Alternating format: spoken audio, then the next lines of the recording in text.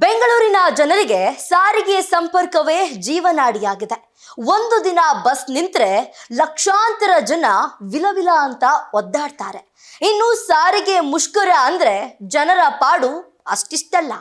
ನಾಳೆ ರಾಜ್ಯಾದ್ಯಂತ ಸಾರಿಗೆ ಮುಷ್ಕರ ಮಾಡಲು ನೌಕರರು ಸಜ್ಜಾಗಿದ್ದು, ಬೆಂಗಳೂರು ಮಾತ್ರವಲ್ಲದೆ ರಾಜ್ಯದ ಜನತೆ ಕೂಡ ಒದ್ದಾಡೋದು ಖಂಡಿತ. ನಿತ್ಯ ಓಡಾಡೋ ಜನರಿಗೆ ಬಸ್ ವ್ಯವಸ್ಥೆ ಇಲ್ಲ ಅಂದ್ರೆ ಪರದಾಡೋದು ಫಿಕ್ಸ್ ಆಗಲಿದೆ.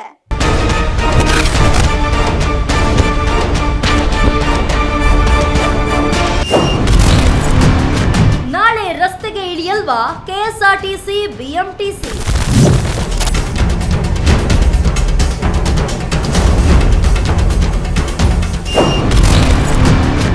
ರಾಜ್ಯಾದ್ಯಂತ ಸಾರಿಗೆ ಮುಷ್ಕರಕ್ಕೆ ನೌಕರರು ಸಜ್ಜು.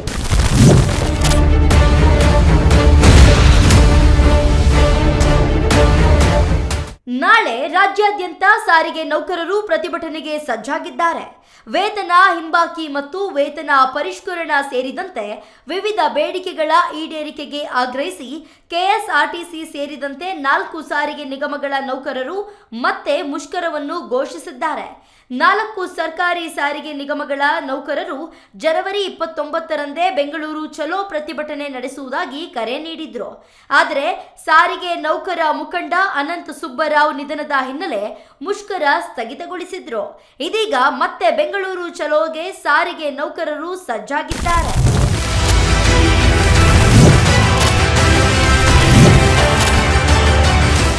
ಸಾರಿಗೆ ನೌಕರರಿಗೆ ಕಳೆದ 38 ತಿಂಗಳಿನಿಂದ ಬಾಕಿ ವೇತನ ಬಂದಿಲ್ಲ. ಇದಲ್ಲದೆ ಜನವರಿ 1, 2024ರಿಂದ ಬರಬೇಕಿದ್ದ ವೇತನ ಪರಿಷ್ಕರಣೆ ಇನ್ನೂ ಜಾರಿ ಮಾಡಿರದ ಕಾರಣ ನಾಳೆ ರಾಜ್ಯಾದ್ಯಂತ ಪ್ರತಿಭಟನೆಗೆ ಸಾರಿಗೆ ನೌಕರರು ಸಜ್ಜಾಗಿದ್ದಾರೆ. ಸರ್ಕಾರದೊಂದಿಗೆ ಇದೇ ವಿಚಾರವಾಗಿ ಎಷ್ಟು ಬಾರಿ ಕೇಳಿದ್ರೂ ಯಾವುದೇ ಫಲಿತಾಂಶ ಸಿಗದೆ ನೌಕರರು ಬೇಸರಗೊಂಡಿದ್ರು.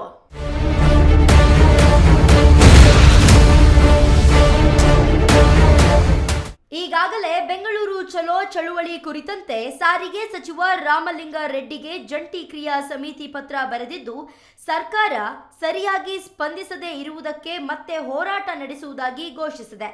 ನಾಳೆ ಬೆಳಗ್ಗೆ ಸಾವಿರಾರು ಸಾರಿಗೆ ನೌಕರರು ಬೆಂಗಳೂರಿನ ಫ್ರೀಡಂ ಪಾರ್ಕ್ನಲ್ಲಿ ಬೃಹತ್ ಮೆರವಣಿಗೆ ನಡೆಸಲಿದ್ದಾರೆ.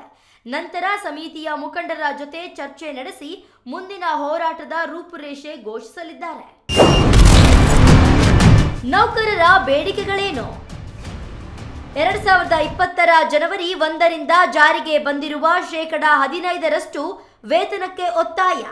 ಅಂದರೆ ನೌಕರರಿಗೆ 38 ತಿಂಗಳ ಹಿಂಬಾಕಿ ಪಾವತಿ ನೀಡಬೇಕೆಂದು ನೌಕರರ ಆಗ್ರಹ. 2024ರ ಜನವರಿ 1ರಿಂದ ಜಾರಿಗೆ ಬರಬೇಕಿದ್ದ ವೇತನ ಪರಿಷ್ಕರಣೆಗೆ ಪಟ್ಟು. ಅಲ್ಲದೆ ವೇತನ ಹೆಚ್ಚಳಕ್ಕಾಗಿ ಬೇಡಿಕೆ ಇಟ್ಟಿರುವ ಸಾರಿಗೆ ನೌಕರರು.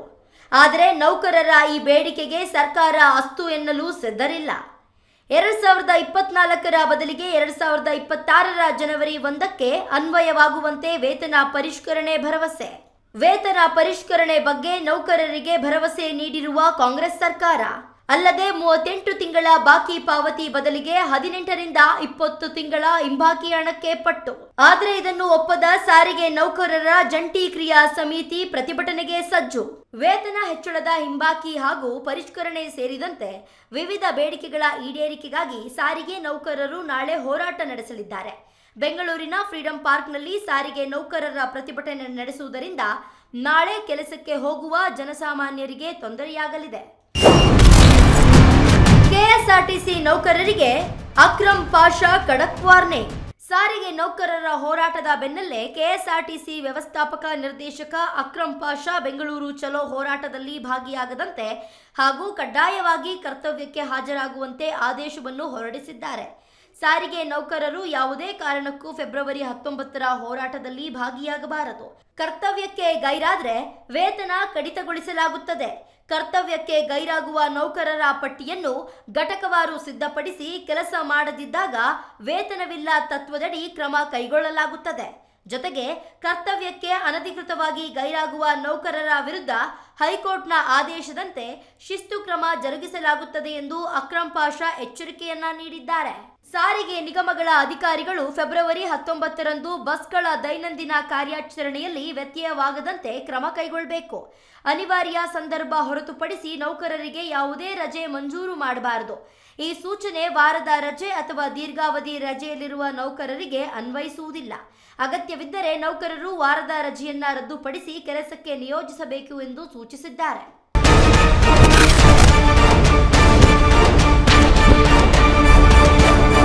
ಇವೆಲ್ಲದರ ಮಧ್ಯೆಯೂ ನಾಳೆ ಸಾರಿಗೆ ನೌಕರರು ಮುಷ್ಕರಕ್ಕೆ ಸಿದ್ಧತೆ ನಡೆಸಿಕೊಂಡಿದ್ದಾರೆ.